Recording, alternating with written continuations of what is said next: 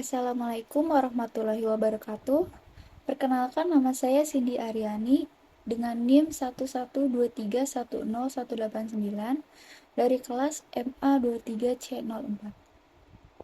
Saya di sini ingin memenuhi nilai ujian akhir semester mata kuliah Hukum Bisnis dengan mempresentasikan materi mengenai teori dan implementasi hukum bisnis dalam kehidupan sehari-hari. Yang pertama itu, apa itu hukum bisnis? Hukum bisnis secara etimologi dari bahasa Inggris yaitu business law. Pengertian hukum bisnis secara umum adalah peraturan-peraturan tertulis yang dibuat oleh pemerintah dengan maksud untuk mengatur, mengawasi, dan melindungi seluruh kegiatan bisnis meliputi kegiatan industri, perdagangan, dan pelaksanaan jasa, serta semua hal yang berhubungan dengan kegiatan keuangan dan kegiatan bisnis lainnya. Hukum bisnis merupakan peraturan yang dibuat oleh pemerintah untuk mengatur lalu lintas kegiatan ekonomi agar tercipta keamanan dan ketertiban dalam bidang ekonomi Indonesia. Apabila kaidah hukum dalam bidang bisnis ini dilanggar, maka akan diberi sanksi yang tegas. Lalu ada sumber hukum bisnis pada pasal 1338 ayat 1 KUH Perdata.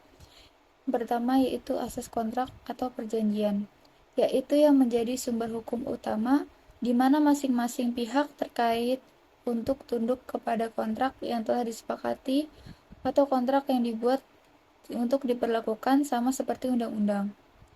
Yang kedua, ada asas kebebasan berkontrak, yaitu di mana para pihak bebas untuk membuat dan menentukan isi dari kontrak yang mereka sepakati. Contohnya itu seperti pada perjanjian jual beli rumah.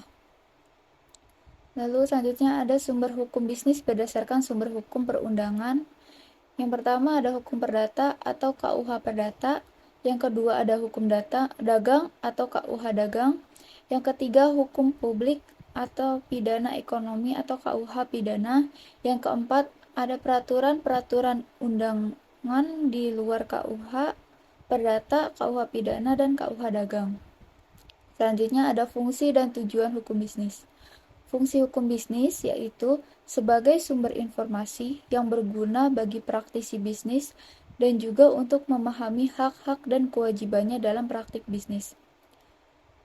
Lalu tujuan hukum bisnis yaitu agar terwujud watak dan perilaku aktivitas di bidang bisnis yang berkeadilan, wajar, sehat, dan dinamis yang dijamin oleh kepastian. Lalu untuk slide selanjutnya yaitu subjek hukum, objek hukum, dan hak kebendaan. Yang pertama itu adalah subjek hukum atau subjek fund and right. Suatu pihak yang berdasarkan hukum telah mempunyai hak kewajiban kekuasaan tertentu atas suatu tertentu. Lalu subjek hukum dibedakan menjadi dua. Yang pertama itu manusia atau naturalized person. Manusia merupakan subjek hukum karena sejak ia lahir, bahkan dalam kandungan, ia sudah merupakan pendukung hak dan kewajiban. Keadaan ini berakhir pada saat manusia meninggal dunia. Menurut KUH Perdata pasal 1330, mereka yang oleh hukum dinyatakan tidak baik untuk melakukan sendiri perbuatan hukum ialah yang pertama orang yang belum dewasa, yang kedua orang yang ditaruh di bawah pengampuan seperti orang yang sakit ingatan, yang ketiga orang perempuan dalam pernikahan atau wanita kawin. Pada sebelum tahun 1974, batas kedewasaan adalah usia 21 tahun sesuai dengan pasal 330 KUH Perdata. Namun, sejak berlakunya UU Perkawinan nomor 1 tahun 1974, maka batas kedewasaan adalah 18 tahun. Lalu yang kedua ada badan hukum atau reg person. Badan hukum adalah orang yang diciptakan hukum secara fisik atau persona ficta yang mempunyai kekayaan tersendiri, ikut serta dalam lalu lintas hukum dengan perantaraan pengurusnya, membuat perjanjian, dapat digugat dan juga dapat menggugat di muka hakim. Karakteristik badan hukum yaitu yang pertama memiliki harta kekayaan terpisah, yang kedua mempunyai tujuan tertentu, yang ketiga mempunyai kepentingan tersendiri, yang keempat adanya organisasi yang teratur, Lalu, badan hukum sebagai subjek hukum dapat dibedakan menjadi dua macam, yaitu ada badan hukum publik dan ada badan hukum perdata. Menurut hukum perdata, manusia dan badan hukum disebut sebagai orang atau person, yaitu pembawa hak dan kewajiban. Lalu selanjutnya ada objek hukum. Objek hukum adalah segala sesuatu yang tidak mempunyai hak dan tidak menjadi pihak menurut hukum, semata-mata hanya diobjekkan atau berguna bagi para subjek hukum, dan yang dapat menjadi pokok suatu perhubungan hukum karena sesuatu itu dapat dikuasai oleh subjek hukum. Jenis objek hukum berdasarkan pasal 503 sampai 504 KUH Perdata disebutkan bahwa objek hukum dapat dibagi menjadi dua, yakni yang pertama ada objek hukum bergerak, contohnya seperti kendaraan, motor, mobil. Lalu yang kedua ada objek hukum tidak bergerak, contohnya tanah dan yang melekat di atasnya. Lalu ada pesawat terbang atau helikopter yang berhubungan dengan hukum jaminan. Lalu yang ketiga ada hak kebenaran atau zakelijk adalah hak yang dapat memberikan kekuasaan langsung kepada seseorang yang berhak menguasai suatu benda di dalam tangan siapapun juga benda itu berada. Hubungan ini menimbulkan hak kebendaan yang bersifat mutlak atau absolut yang diperinci sebagai hak kepribadian, misalnya hak atas namanya, kehormatannya, hidup, kemerdekaan, dan lain-lain. Yang kedua ada hak yang terletak dalam hubungan keluarga, yaitu hak-hak yang timbul karena adanya hubungan antara suami istri atau bisa juga karena adanya hubungan antara orang tua dan anak. Yang ketiga ada hak mutlak atas suatu benda, yaitu suatu hak yang diberi kepada seseorang yang memberikan kekuasaan langsung atas suatu benda yang dapat dipertahankan terhadap setiap orang. Lalu di sini ada contoh hak kebendaan. Yang pertama ada hak milik, yaitu hak paling lengkap yang dapat dimiliki seseorang atau suatu benda yang memberikan kekuasaan penuh untuk memiliki, menggunakan, dan memanfaatkan benda tersebut. Dasar hukumnya ada pada pasal 20 Undang-Undang Nomor 5 Tahun 1960 tentang Peraturan Dasar Pokok Agraria. Yang kedua ada hak tanggungan, adalah hak untuk menjaminkan suatu benda kepada kreditor sebagai jaminan atas pelunasan utang. Dasar hukumnya ada pada pasal 1143 KUH Perdata. Yang ketiga ada hak guna bangunan, adalah hak untuk memperoleh manfaat dari bangunan yang dibangun di atas tanah orang lain selama jangka waktu tertentu. Dasar hukumnya ada pada pasal 42 Undang-Undang Nomor 5 Tahun 1960 tentang Peraturan Dasar Pokok Agraria. Yang keempat ada hak pakai, adalah hak untuk menggunakan dan memperoleh hasil benda orang lain tanpa mengurangi kebutuhan benda tersebut. Dasar hukumnya ada pada pasal 417 KUH Perdata.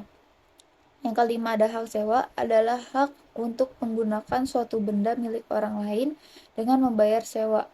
Dasar hukumnya ada pada pasal 1569 KUH Perdata.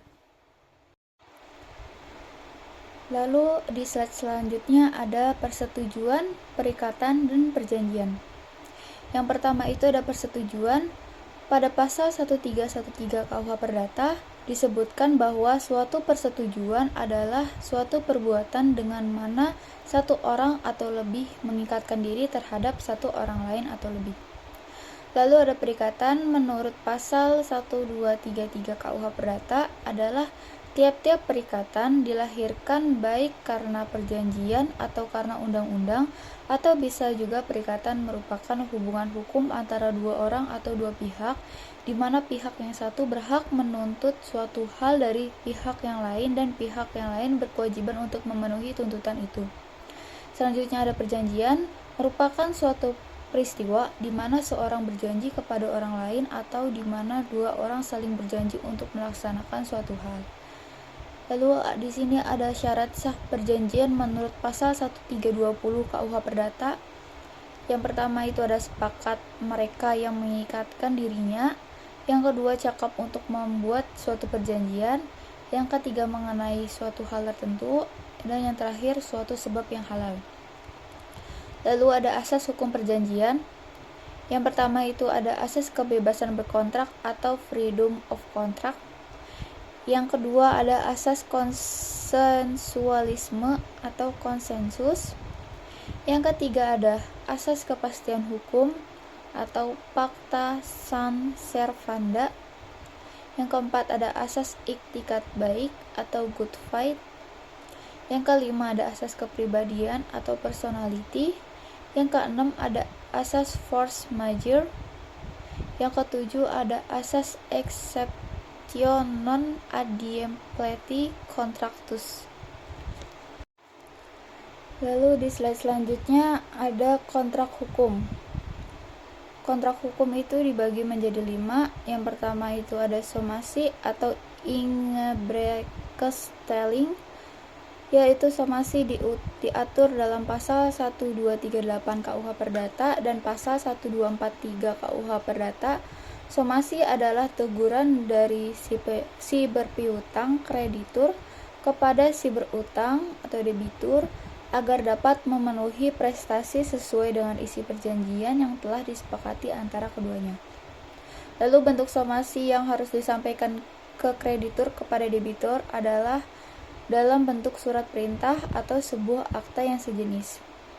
Isi dari somasi itu ada apa yang dituntut pembayaran, pokok kredit dan bunganya. Lalu ada dasar tuntutan perjanjian kredit yang dibuat antara kreditur dan debitur. Lalu ada tanggal paling lambat untuk melakukan pembayaran angsuran. Lalu di sini ada akibat terjadinya somasi. Yang pertama itu debitur melakukan prestasi yang keliru. Yang kedua, debitur tidak memenuhi prestasi pada hari yang telah dijanjikan. Yang ketiga, prestasi yang dilaksanakan oleh debitur tidak lagi berguna bagi kreditur setelah lewat waktu yang diperjanjikan. Lalu yang kedua, ada wan prestasi. Wan prestasi adalah tidak memenuhi atau lalai melaksanakan kewajiban sebagaimana yang ditentukan dalam perjanjian yang dibuat antara kreditur dan debitur. Akibat terjadinya wan prestasi yaitu perikatan tetap ada. Debitur harus membayar ganti rugi kepada kreditur seperti pada pasal 1243 KUH Perdata. Lalu beban resiko beralih untuk kerugian debitur, dan jika perikatan lahir dari perjanjian timbal balik. Yang ketiga ada ganti rugi. Ada 2 sebab timbulnya ganti rugi, yaitu ganti rugi karena wan prestasi dan perbuatan melawan hukum. Ganti rugi karena wan prestasi diatur dalam buku 3 KUH Perdata yang dimulai dari pasal 124 KUH Perdata sampai pasal 1252 KUH Perdata. Sedangkan ganti rugi karena perbuatan melawan hukum diatur pada pasal 1365 KUH Perdata. Ganti rugi karena perbuatan melawan hukum adalah suatu bentuk ganti rugi yang dibebankan kepada orang yang telah menimbulkan kesalahan kepada pihak yang dirugikan. Lalu yang keempat ada force majeure. Istilah force majeure atau act of God sering diterjemahkan menjadi keadaan memaksa atau keadaan darurat, yaitu keadaan di mana pihak debitur dalam suatu kontrak terhalang untuk melaksanakan prestasinya karena peristiwa yang tidak terduga pada saat kontrak dibuat. Dasar hukumnya ada pada pasal 1244 KUH Perdata dan pasal 1245 KUH Perdata. Lalu hukum kontrak yang terakhir itu ada resiko atau resikuler. Suatu ajaran yaitu seorang berkewajiban untuk memikul kerugian jika ada sesuatu kejadian di luar kesalahan salah satu pihak yang menimpa benda yang menjadi objek perjanjian. Lalu selanjutnya, hubungan hukum dagang dengan hukum perdata. Lalu hukum dagang merupakan hukum perikatan yang timbul khusus dari hubungan perdagangan, sedangkan hukum perdata merupakan rangkaian peraturan-peraturan hukum yang mengatur hubungan hukum antara orang yang satu dengan orang yang lain dengan menitikberatkan pada kepentingan perseorangan. Terus selanjutnya hukum perdata itu diatur dalam KUH Perdata, sedangkan hukum dagang diatur dalam Kitab Undang-Undang Hukum Dagang atau KUHD. Lalu hukum perdata itu merupakan hukum umum atau lex generalis, sedangkan hukum dagang merupakan hukum khusus atau lex specialis. Lalu keterhubungan antara hukum dagang dan hukum perdata yaitu sebagai lex specialis derogarat lex generalis, artinya yaitu hukum yang bersifat khusus mengesampingkan hukum yang bersifat umum. Nah, di slide selanjutnya ada hak atas kekayaan intelektual. Hak atas kekayaan intelektual adalah hak eksklusif yang diberikan kepada pencipta atas hasil karya ciptaannya di bidang ilmu pengetahuan, seni, dan teknologi. Secara umum, hak atas kekayaan intelektual dapat dikelompokkan atas dua jenis, yaitu ada hak milik industri atau industrial property dan hak cipta atau copyrights. Lalu yang pertama ada hak milik industri atau industrial property yang terdiri atas hak paten, yaitu hak eksklusif yang diberikan negara kepada investor atas hasil investasinya di bidang teknologi yang untuk selama waktu tertentu melaksanakan sendiri atau inventionnya tersebut atau memberikan persetujuan kepada pihak lain untuk melaksanakannya. Jangka waktu hak paten adalah 20 tahun sejak tanggal penerimaan dan tidak dapat diperpanjang. Dasar hukum berlakunya hukum paten di Indonesia adalah UU Nomor 14 Tahun 2001 tentang paten. Lalu di sini ada contoh hak paten atas telepon oleh Alexander Graham Bell. Lalu yang kedua ada merek, adalah tanda yang dapat ditampilkan secara grafis berupa gambar logo, nama kata huruf angka susunan warna dalam bentuk 2 dimensi atau 3 dimensi, suara hologram, atau kombinasi dari 2 atau lebih unsur tersebut untuk membedakan barang dan jasa yang diproduksi oleh orang atau badan hukum dalam kegiatan perdagangan barang dan jasa. Dasar hukumnya ada di UU Nomor 20 Tahun 2016 tentang merek dan indikasi geografis. Lalu contohnya seperti logo merek Apple di samping ini.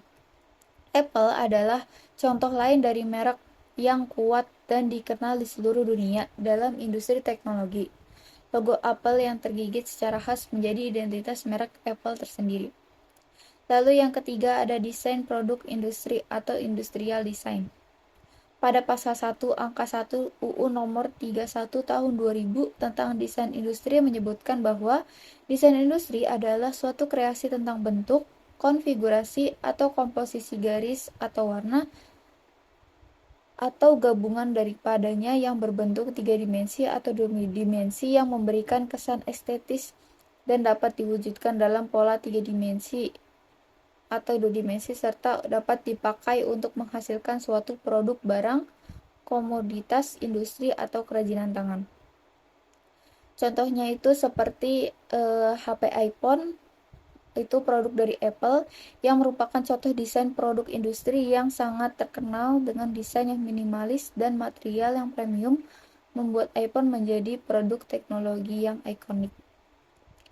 Lalu yang keempat ada rahasia dagang atau trade secret, adalah informasi yang tidak diketahui oleh umum di bidang teknologi atau bisnis, mempunyai nilai ekonomi karena berguna dalam kegiatan usaha dan dijaga kerahasiaannya oleh pemilik rahasia dagang. Dasar hukumnya ada di UU Nomor 30 Tahun 2000 tentang rahasia dagang. Di sini contohnya ada resep rasa Indomie yang memiliki berbagai rasa yang unik yang dijaga sebagai rahasia dagang. Racikan bumbu dan resep rasa Indomie menjadi keunggulan kompetitif bagi merek ini. Lalu ada yang kedua ada hak cipta atau copyright, adalah hak eksklusif pencipta yang timbul secara otomatis berdasarkan prinsip deklaratif setelah suatu ciptaan diwujudkan dalam bentuk nyata tanpa mengurangi pembatasan sesuai dengan ketentuan peraturan perundang-undangan. Dasar hukumnya ada di UU Nomor 28 Tahun 2018 tentang hak cipta. Di sini contohnya ada hak cipta dalam seni visual, adalah lukisan Mona Lisa karya Leonardo da Vinci. Lalu di HAKI ini ada salah satu kasus menarik di Indonesia adalah kasus yang melibatkan IKEA Swedia dan PT Ratania Khatulistiwa atau IKEA Surabaya. Kasus ini menjadi sorotan karena menyoroti pentingnya perlindungan hak kekayaan intelektual, khususnya merek dagang.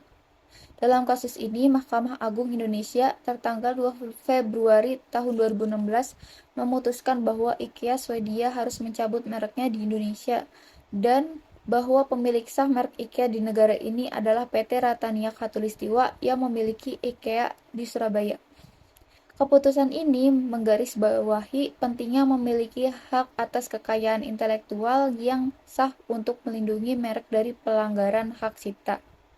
Kasus ini juga menunjukkan bagaimana perselisihan dalam hal hak atas kekayaan intelektual dapat mencuat ke permukaan dan berujung pada putusan hukum yang mempengaruhi kedua belah pihak yang terlibat.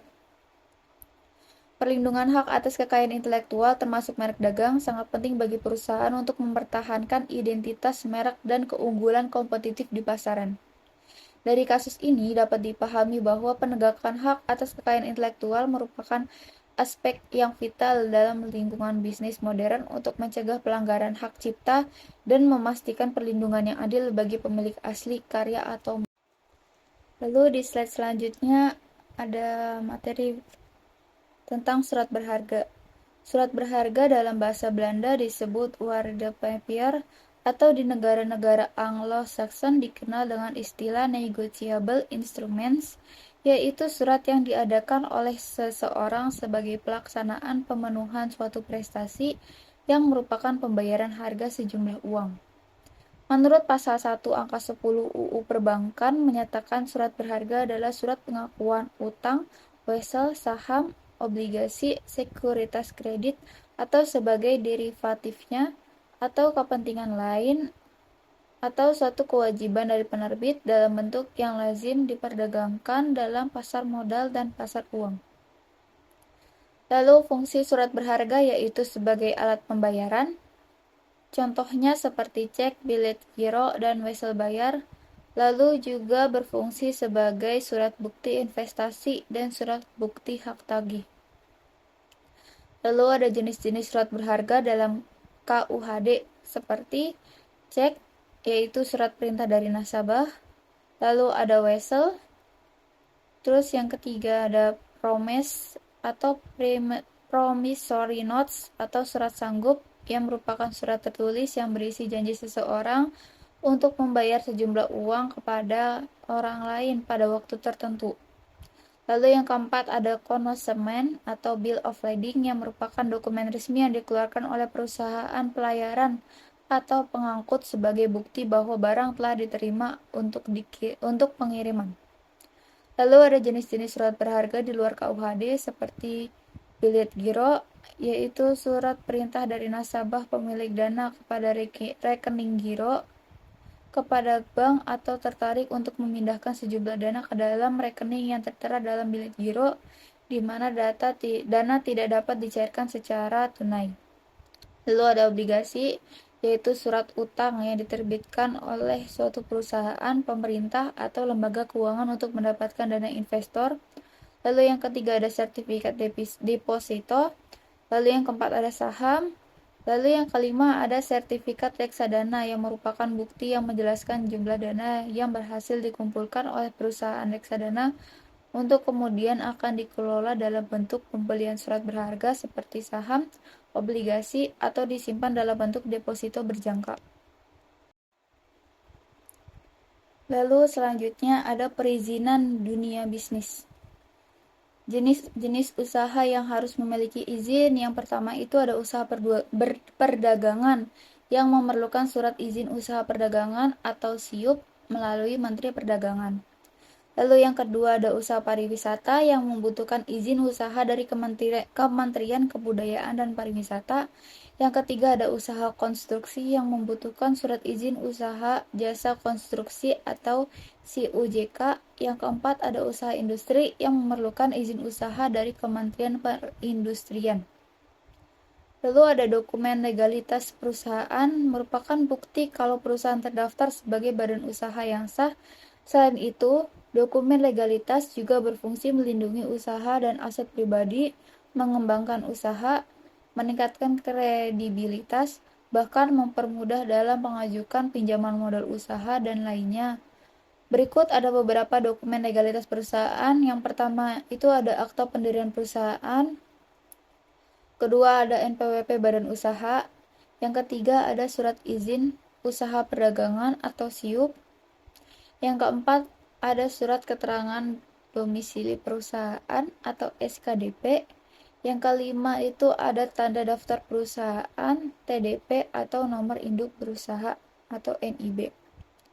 Lalu ada jenis-jenis surat izin usaha. Yang pertama ada IUT atau izin usaha tetap. Yang kedua ada surat izin prinsip. Yang ketiga surat izin usaha dagang.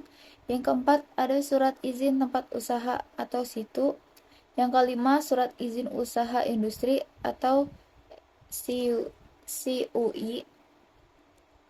Lalu yang keenam ada surat izin usaha jasa konstruksi atau CUJK. Yang ketujuh ada surat izin gangguan atau yang biasa disebut dengan HO atau Hinderor Donanti. Lalu yang kedelapan ada izin mendirikan bangunan atau IMB. Yang kesembilan ada izin BPOM. Yang ke-10 ada sertifikat layak fungsi atau SLF. Yang ke-11 ada izin lingkungan. Yang ke-12 izin lokasi. Yang ke-13 ada tanda daftar usaha pariwisata atau TDUP. Yang ke-14 ada surat izin usaha perdagangan langsung atau. Lalu di slide selanjutnya ada pajak dalam bisnis. Yang pertama itu ada pajak penghasilan, yaitu pajak yang dikenakan atas penghasilan yang diterima oleh wajib pajak. Pajak penghasilan diatur dalam UU Nomor 7 Tahun 1983, terakhir diubah dengan UU Nomor 10 Tahun 1994 tentang pajak penghasilan. Contoh dari pajak penghasilan yaitu seorang karyawan menerima gaji sebesar 5 juta per bulan. Jika tarif pajak penghasilan untuk penghasilan tersebut 5%, maka karyawan tersebut harus membayar PPh sebesar 250.000 per bulan. Lalu yang kedua ada pajak pertambahan nilai atau PPN. Adalah pajak tidak langsung yang dikenakan pada nilai tambah barang dan jasa yang diperdagangkan. Contohnya, seseorang membeli sebuah baju seharga 100.000. Jika baju tersebut dikenakan PPN 10%, maka seseorang tersebut harus membayar tambahan 10.000 untuk PPN. Jadi total yang dibayarkan untuk membeli baju adalah 110.000. Lalu yang ketiga ada pajak bumi bangunan atau PBB, adalah pajak yang dikenakan atas kepemilikan tanah dan bangunan yang berada di wilayah Indonesia. Pajak ini merupakan salah satu sumber pendapatan daerah yang digunakan untuk membiayai berbagai program dan pembangunan di daerah. Lalu yang keempat ada biaya perolehan hak atas tanah dan bangunan. Merupakan pungutan yang harus dibayarkan oleh pembeli atau penerima hak atas tanah dan bangunan yang dijual atau dialihkan. Contohnya, jika seorang membeli rumah seharga 1 miliar, maka BPHTB yang harus dibayarkan adalah 5% dari nilai tersebut, yaitu sebesar 50 juta. Lalu yang kelima ada pajak atas biaya materai. Aturan biaya materai dikenakan terhadap suatu dokumen. Jika ada suatu dokumen di situ, akan ada biaya materai. Sebaliknya, bila tidak ada dokumen, maka tidak akan pernah ada biaya materai. Di slide selanjutnya ada kepailitan dan PKPU. Kepailitan adalah sita umum atas semua kekayaan debitor pailit yang pengurusan dan pemberesannya dilakukan oleh kurator di bawah pengawasan hakim pengawas. Dasar hukumnya terdapat pada UU Nomor 37 Tahun 2004 tentang kepailitan dan PKPU. Lalu PKPU atau penundaan kewajiban pembayaran utang adalah upaya hukum yang dilakukan debitor atau kreditor untuk menghindari likuiditas harta kekayaan ketika debitor telah atau akan berada dalam keadaan insolvensi atau tidak dapat melanjutkan pembayaran utang-utangnya yang sudah jatuh tempo dan dapat ditagih. Lalu tujuan hukum kepailitan menurut Levinthal adalah menjamin pembagian yang sama terhadap harta kekayaan debitor di antara para kreditornya, lalu mencegah agar debitor tidak melakukan perbuatan-perbuatan yang dapat merugikan kepentingan para kreditor, Lalu yang terakhir ada memberikan perlindungan kepada debitur yang beriktikat baik dari para kreditornya dengan cara memperoleh kebebasan utang. Lalu tujuan dari PKPU yaitu memberikan kesepakatan kepada debitur untuk melakukan reorganisasi usaha, restrukturisasi, dan penjadwalan ulang utang untuk kemudian dapat melanjutkan usaha dan membayar lunas utang-utangnya. Lalu fungsi kepailitan dan PKPU yang pertama untuk menghindari perebutan harta debitor, lalu untuk menghindari kreditor menjual barang milik debitor tanpa memperhatikan kepentingan debitor atau kreditor lainnya. Lalu yang ketiga untuk menghindari adanya kecurangan-kecurangan yang dilakukan oleh salah seorang kreditor atau debitor sendiri.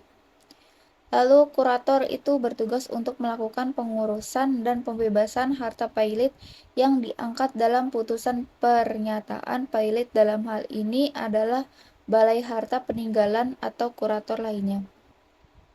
Lalu syarat-syarat dari kepailitan yaitu debitur yang ingin dipailitkan mempunyai sedikitnya 2 utang atau lebih. Lalu debitur tidak melunasi sedikitnya 1 hutang kepada salah satu kreditor. Dan utang yang tidak dibayarkan lunas haruslah utang yang telah jatuh tempo dan dapat ditagih atau due date and payable. Lalu perbedaan dari KPU dan kepailitan. Untuk KPU yaitu debitur tidak kehilangan penguasaan dan hak atas harta kekayaannya. Dia bersama-sama dengan pengurus yang diangkat oleh pengadilan niaga pengurus perusahaan atau hartanya. Debitur dapat melakukan apapun sepanjang diketahui oleh pengurus. Lalu kalau kepailitan itu debitur kehilangan hak dan penguasaan atas harta kekayaannya yang telah menjadi harta pailit karena kewenangan tersebut sudah beralih pada kurator berdasarkan putusan pengadilan. Lalu di sini ada contoh dari kasus kepailitan yaitu seperti pada salah satu kasus yang mencuat di Indonesia yaitu kasus PT Sentul City pada tahun 2021. PT Sentul City merupakan properti yang terkenal berada dalam status penundaan kewajiban pembayaran utang atau PKPU setelah digugat oleh sejumlah kreditur, termasuk Ang Andi Bintoro, Mailana Bintoro, Jimmy Bintoro, Denny Bintoro, dan Linda Karnadi. Hal ini menunjukkan tantangan yang dihadapi perusahaan di tengah kondisi ekonomi yang sulit yang pada akhirnya mengakibatkan kepailitan perusahaan tersebut. Kasus kepailitan PT Sentul City menjadi sorotan karena dampak yang luas, tidak hanya terhadap perusahaan itu sendiri, tetapi juga terhadap ekosistem bisnis di sektor properti. Dengan perusahaan besar seperti PT Sentul City mengalami kepailitan, hal ini memperlihatkan kompleksitas dan resiko yang terkait dengan dunia bisnis, terutama di tengah kondisi ekonomi yang tidak stabil. Dari kasus ini dapat disimpulkan bahwa kepailitan perusahaan bukan hanya masalah internal perusahaan itu tersendiri, tetapi juga memiliki dampak yang signifikan bagi pemegang saham, karyawan, dan pihak terkait lainnya. Penting bagi perusahaan untuk dapat mengelola keuangan dan risiko dengan bijaksana guna mencegah terjadinya kasus kepailitan yang merugikan semua pihak yang terlibat. Di slide selanjutnya membahas hukum perlindungan konsumen. Perlindungan konsumen diatur dalam Undang-Undang Nomor 8 Tahun 1999 tentang perlindungan konsumen. Undang-undang tersebut menyebutkan bahwa perlindungan konsumen adalah segala upaya yang menjamin adanya kepastian hukum untuk memberikan perlindungan kepada konsumen. Tujuan perlindungan konsumen yang diatur dalam Pasal 3 Undang-Undang Perlindungan Konsumen Nomor 8 Tahun 1999 yaitu meningkatkan kesadaran, kemampuan, dan kemandirian konsumen untuk melindungi diri. Yang kedua, mengangkat harkat dan martabat konsumen dengan cara menghindarkannya dari akses negatif pemakaian barang atau jasa.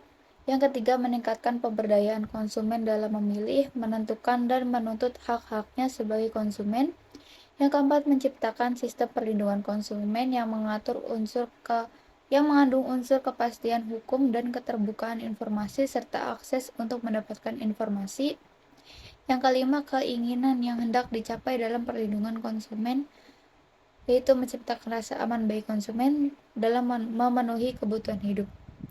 Lalu ada asas perlindungan konsumen yang diatur dalam Pasal 2 Undang-Undang Perlindungan Konsumen Nomor 8 Tahun 1999 yaitu ada asas manfaat, ada asas keadilan, asas keseimbangan, asas keamanan dan keselamatan, dan ada asas kepastian hukum. Contoh dari perlindungan konsumen seperti seseorang membeli barang elektronik, contohnya ponsel baru, dan setelah beberapa hari penggunaan, ponsel tersebut mengalami kerusakan. Sesuai dengan hukum perlindungan konsumen, konsumen dapat mengembalikan ponsel tersebut ke penjual dan meminta menggantinya atau perbaikan. Tetapi sebelumnya juga si konsumen harus memastikan garansi yang diberikan penjual apakah. Lalu ini di slide yang terakhir, yaitu membahas ketenagakerjaan dalam bisnis. Hukum ketenagakerjaan atau perburuhan menurut Profesor Imam Supomo, SH, didefinisikan sebagai himpunan peraturan baik tertulis maupun tidak tertulis yang berkenaan dengan kejadian di mana seseorang bekerja pada orang lain dengan menerima upah. Lalu di sini ada dasar-dasar hukum ketenagakerjaan. Yang pertama UU nomor 13 tahun 2003 tentang ketenagakerjaan. Yang kedua ada UU nomor 1 tahun 1970 tentang keselamatan kerja. Lalu ada UU nomor 7 tahun 1981 tentang wajib lapor ketenagakerjaan. Lalu ada UU nomor 3 tahun 1992 tentang jaminan sosial tenaga kerja. Yang kelima ada UU nomor 21 tahun 2000 tentang serikat pekerja atau serikat buruh. Lalu ada UU nomor 2 tahun 2004 tentang penyelesaian perselisihan perburuhan. Lalu yang ketujuh ada UU nomor 39 tahun 2004 tentang penempatan dan perlindungan tenaga kerja Indonesia di luar negeri. Lalu Peraturan Pemerintah nomor 21 tahun 1954 tentang istirahat tahunan bagi buruh. Lalu ada UU nomor 11 tahun 2020 tentang Cipta Kerja.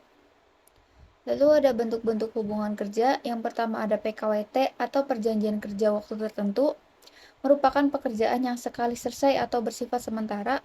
Lalu pekerjaan selesai dalam jangka waktu tidak terlalu lama, maksimal 3 tahun, bersifat musiman, dan berkaitan dengan produk baru atau kegiatan baru atau produk tambahan yang masih dalam percobaan atau penjajakan.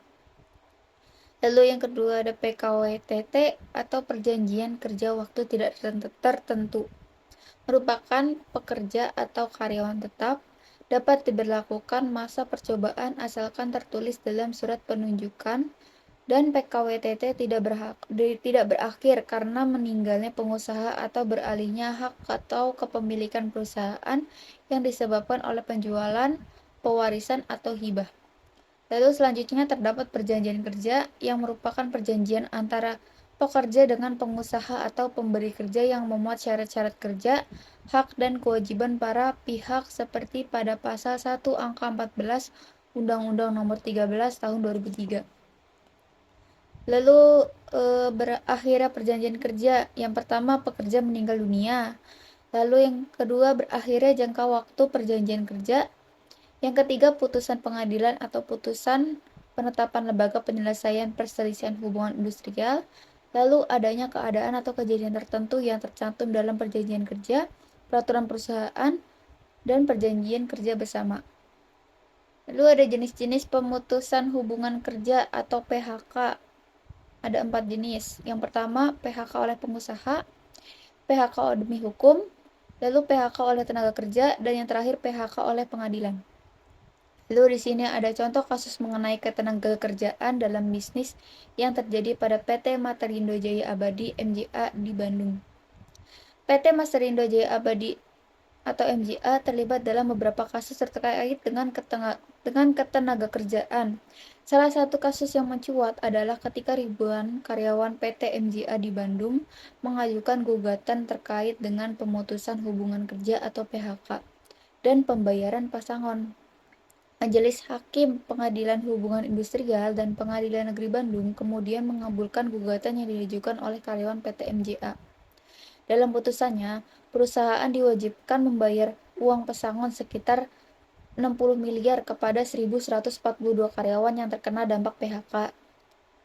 Jadi, dari kasus ini mencerminkan pentingnya perlindungan hukum bagi karyawan dalam situasi PHK dan hak-hak mereka terkait dengan tuntutan pesangon sesuai dengan Undang-Undang Ketenagakerjaan yang berlaku.